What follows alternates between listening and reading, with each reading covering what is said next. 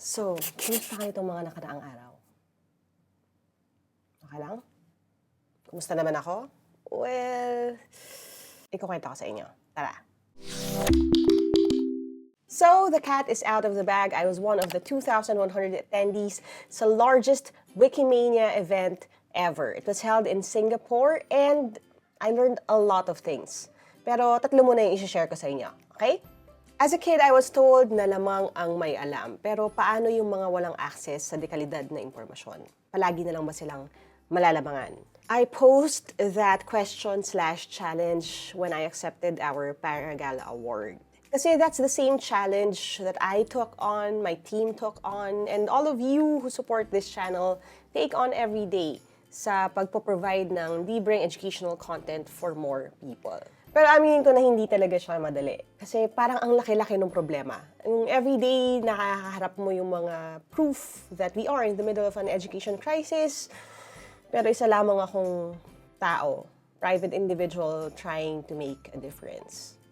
And that is why I found Wikimania so encouraging. Pagpasok mo pa lang, there's this huge wall asking people to show kung saan sila nanggaling.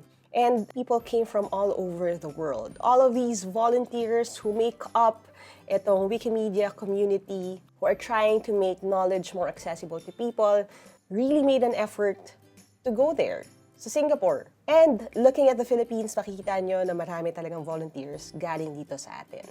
One of the highlights for me personally was getting to meet them, and let's hear their stories. Alright, so we're here sa Wikimania in Singapore, and I met a really exceptional young lady right here. This is Jasmine Ferrer, and she made a presentation kanina ng one of her projects with Wikimedia. I presented our project, the Philippine Digitization Project of Local Laws and Ordinances. What made you decide to be a volunteer Wikimedia? Lahat po ito is inintroduce lang din po ng mother ko. Sila din po ay isang volunteer editor din po. Yun po yung nag-inspire po sa akin to edit and to translate in Pangasinan. Since yun po yung main po na ginagawa po namin yung mga English articles or Tagalog articles at tinatranslate po namin sa Pangasinan. Kanina, Jazz mentioned na she was roped into this by her mom. And now we get the chance to meet the mom. This is Vange. Why did you want to be a volunteer for this entire community?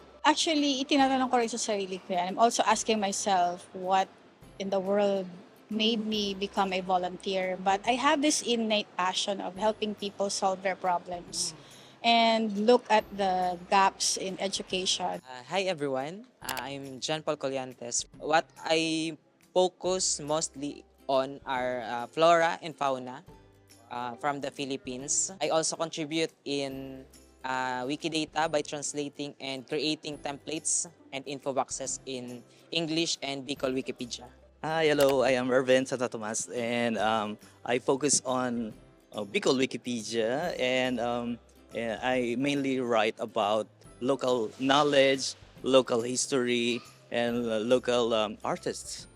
Hi everyone, I am Fetsi Opiari Santo Tomas. So I am currently I'm the president of PhilWiki community. I organize Wikiloves competition, photography contest, example Wikiloves Earth, Wikiloves Folklore, Wikiloves Fashion, Wikiloves Food. So if you're into photography, so we can collaborate. Hi everyone, I'm Marifel Tabano. I am also a PhilWiki member and the current treasurer. My first article was translating English to Bicol. Hello, I'm Ralph Nestor Esnacor, and since I'm a chemical engineer, my focus in Bicol Wikipedia is creating scientific articles. I'm an advocate of the preservation, promotion, and intellectualization of the Central Bicol language. So anong takeaway ko dito at pasalubong ko rin sa inyo? It's that we are not alone. Pasalubong number 2, it's this, that we can all learn from each other. At the end of day 3, merong lightning talks where people from all over the world shared kung ano yung mga programs or projects na ginagawa nila right where they are. And there's this project from Wikimedia Ukraine that I'm hoping na we can replicate here. It's called the Wiki Condensed Milk Program presented by Anton Witsuk. I'm sorry if I pronounce your name wrong. Basically, they give out cans of condensed milk sa volunteers from Wikimedia Ukraine. And He shared that in their country, condensed milk is a popular dessert item. Nakakatuwa rin isipin kasi di ba dito sa atin yung condensed milk nilalagay din natin sa melon for dessert. Now, if you ever try to do that here in the Philippines, anong Filipino dessert ang gusto nyong matanggap? Let me know in the comments, ha? Now, isa lang yan. There were many talks covering different topics. Another one I found really interesting was this talk kung saan ang co-presenter was ChatGPT. Thank you for joining us today. Let's continue our journey of exploration and innovation together. Another project that got me really excited was Wikiboses. And Wikiboses, boses, as in voice para sa atin kasi it was pioneered by Filipinos. And something I hope gains international traction. Kasi, quick trivia lang ha. Alam niyo ba na one of the first things we forget about the people we lose ay yung kanilang boses? Yung sound ng kanilang voice. Now, this is very personal for me kasi, just in case you don't know, I lost my lola 2 years ago. And I'm so grateful that I was able to film a couple of videos with her. At dahil lola's girl ako, whenever I miss her, I just play one of those videos and I could still hear her tell me how proud she is of me. And yun yung encouragement na nagpapatakbo sa akin on my dark days. With Wikiboses, poets get to share a reading of their own poems and other works. With their permission, syempre. And sa totoo lang, I'm hoping more poets, artists, writers participate kasi it's really a way to immortalize your work and a great way for future generations to hear not just your literal voice, but your metaphorical voice din. Now, I have pages sa aking notebook filled with notes dun sa talks that I heard, sa activities, workshops, and even yung mga boards where people presented information on their own projects from different countries. Pero doon na tayo sa pasalubong number 3. Pasalubong number 3 is this. We can learn from you too. Now, did you know that right now, habang pinapanood mo ang video na ito, indigenous languages from all over the world are dying?